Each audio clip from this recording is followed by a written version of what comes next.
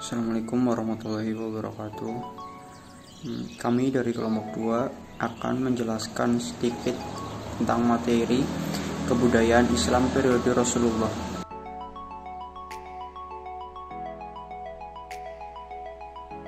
Kebudayaan Islam periode Rasulullah. Hadirnya Nabi Muhammad pada masyarakat Arab membuat terjadinya kristalisasi pengalaman baru dalam dimensi ketuhanan yang mempengaruhi segala aspek kehidupan masyarakat, termasuk hukum-hukum yang digunakan pada masa itu. Nabi Muhammad SAW dalam berhasil memenangkan kepercayaan yang dianut bangsa Arab. Dalam waktu yang relatif singkat, beliau mampu memodifikasi jalan hidup orang-orang Arab, sebagian dari nilai dan budaya Arab pra-Islam. Dalam beberapa hal diubahnya dan ada pula yang diteruskan oleh masyarakat Nabi Muhammad ke dalam tatanan moral Islam. Hadirnya Nabi Muhammad SAW sedikit demi sedikit merubah budaya-budaya yang tidak memanusiakan manusia dalam artian budaya yang mengarah pada keburukan menjadi budaya-budaya yang mengarah kepada kebaikan dalam payung Islam. Budaya-budaya yang mengarah kebaikan yang dibawa Nabi Muhammad SAW pada akhirnya menghasilkan peradaban yang luar biasa pada zamannya. Yang mana muara dari peradaban itu semua ialah Islam. Islam sangat berperan penting dalam menciptakan peradaban yang luar biasa yang tercipta pada masa zaman Nabi Muhammad SAW, dan aktor penting di balik itu semua tidak lain ialah Nabi Muhammad SAW sendiri. Nabi Muhammad SAW tidak hanya sebagai nabi, melainkan ia juga memerankan sebagai pengajar, pendidik, pemimpin militer, politikus, reformis, dan lain-lain. Peradaban Islam periode Rasulullah. Peradaban Islam pada masa Nabi Muhammad SAW adalah perubahan sosial, suatu perubahan yang mendasar dari masa kebobrokan moral menuju moralitas manusia yang beradab. Peradaban pada masa Rasulullah SAW dilandasi dengan asas-asas yang diciptakan sendiri oleh Rasulullah SAW di bawah bimbingan wahyu, yaitu Islam. Nama saya Muadi Agusna.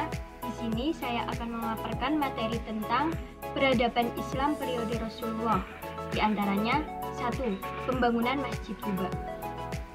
Ketika Rasulullah dan para sahabat hijrah menuju Madinah, orang-orang Ansor yang tidak lain adalah kaum Aus dan kaum Kharaj menanti dengan antusias kedatangan Rasulullah SAW. Tatkala Rasulullah tiba, mereka keluar rumah dan menyambutnya dengan sukacita. Rasulullah berhenti di Quba selama 5 hari. Di Quba inilah Rasulullah mendirikan masjid yang kemudian dikenal dengan sebutan Masjid Quba. Ini adalah masjid pertama yang dibangun setelah masa kenabian. Yang kedua, pembangunan Masjid Nabawi. Dikisahkan bahwa unta Rasulullah SAW berhenti di suatu tempat. Maka Rasulullah memerintahkan agar tempat itu dibangun sebuah masjid. Rasulullah ikut serta dalam pembangunan masjid tersebut. Beliau mengangkat dan memindahkan batu-batu masjid itu dengan tangannya sendiri. Saat itu, kiblat dihadapkan ke Baitul Maqdis. Tatkala pembangunan masjid selesai, Rasulullah memasuki pernikahannya dengan Aisyah pada bulan Syawal. Sejak saat itulah Yastrib dikenal dengan sebutan Madinatur Rasul atau Madinah Al-Munawwarah. Kaum muslimin melakukan berbagai aktivitasnya di dalam masjid ini, baik itu beribadah, belajar, memutuskan perkara mereka, berjual beli, dan lain sebagainya. Tempat ini menjadi faktor yang mendekatkan di antara mereka. Berikutnya, tegaknya keadilan. Misi Rasulullah SAW yang utama ialah memperbaiki moral masyarakat dan menegakkan sebuah sistem kemasyarakatan berlandaskan keadilan yang jauh dari penindasan. Beliau membuat konstitusi berdasarkan musyawarah dengan orang Yahudi, Nasrani, dan orang kafir yang tidak beragama. Semua membangun hidup di kota Madinah. Kalau orang Yahudi diserang, orang lain akan membantu, dan kalau orang Islam diserang, yang lain pun akan membantunya. Madinah menjadi kota pluralitas yang dimiliki oleh berbagai agama. Berikutnya, persaudaraan antara kaum Muhajirin dan Ansor. Rasulullah Shallallahu Alaihi Wasallam mempersaudarakan di antara kaum Muslimin. Mereka kemudian membagikan rumah yang mereka miliki, bahkan juga istri-istri dan harta mereka. Persaudaraan ini terjadi lebih kuat daripada hanya persaudaraan yang berdasarkan keturunan. Dengan persaudaraan ini, Rasulullah telah menciptakan sebuah kesatuan yang berdasarkan agama sebagai pengganti dan persatuan yang berdasarkan kabilah. Berikutnya, kesepakatan untuk saling membantu antara kaum muslimin dan non-muslim. Di Madinah ada 3 golongan manusia: kaum muslimin, orang-orang Arab, serta kaum non-muslimin dan orang-orang Yahudi.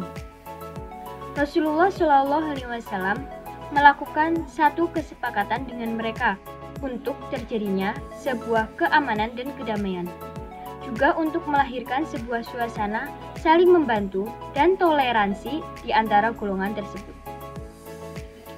Kemudian, terbangunnya umat yang berideologi Islam.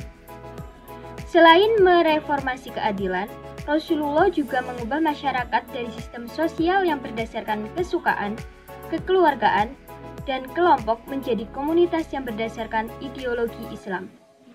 Dari perasaan kekabilahan ke sebuah sistem yang berdasarkan pada ikatan Islam atau ukhuwah Islamiyah, Nabi mengubah masyarakat yang diikat oleh kesetiaan kepada kelompok menjadi masyarakat yang setia kepada Islam.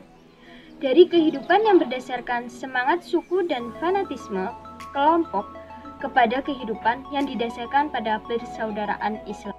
Letakkan asas-asas politik, ekonomi, dan sosial. Islam adalah agama dan sudah sepantasnya jika di dalam negara diletakkan dasar-dasar Islam. Rasulullah SAW dengan segala usahanya telah membentuk kota Madinah dalam sebuah kehidupan yang mulia dan penuh dengan nilai-nilai utama. Terjadi sebuah persaudaraan yang jujur dan kokoh, ada solidaritas yang erat di antara masyarakatnya. Dengan demikian berarti bahwa inilah masyarakat Islam yang dibangun Rasulullah Shallallahu Alaihi Wasallam dengan asas-asasnya yang abadi. Selanjutnya, proses peradaban yang dilakukan oleh Nabi pada masyarakat Islam di Yathrib. Nabi Muhammad Shallallahu Alaihi Wasallam mengubah nama Yathrib menjadi Madinah, Madinah Ar-Rasul, Madinah An-Nabi atau Madinah Al-Munawwarah. Perubahan yang bukan terjadi secara kebetulan, tetapi perubahan nama yang menggambarkan cita-cita Nabi Muhammad SAW, yaitu membentuk sebuah masyarakat yang tertib, maju, serta berperadaban.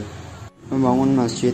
Masjid bukan hanya digunakan untuk ritual salat saja, tetapi juga menjadi sarana penting untuk mempersatukan kaum muslimin dengan musyawarah dalam merundingkan masalah-masalah yang dihadapi.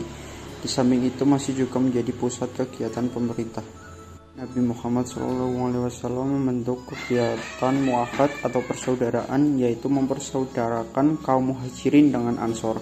Persaudaraan diharapkan dapat mengikat kaum muslimin dalam satu persaudaraan dan kekeluargaan. Nabi Muhammad SAW membentuk persaudaraan yang baru, yaitu persaudaraan seagama, di samping bentuk persaudaraan yang sudah ada sebelumnya, yaitu bentuk persaudaraan berdasarkan darah. Membentuk persahabatan dengan pihak-pihak lain yang tidak beragama Islam. Nabi Muhammad SAW membentuk pasukan tentara untuk mengantisipasi gangguan yang akan dilakukan musuh. Terima kasih. Demikian dari kelompok kami, kurang lebihnya mohon maaf. Wassalamualaikum warahmatullahi wabarakatuh.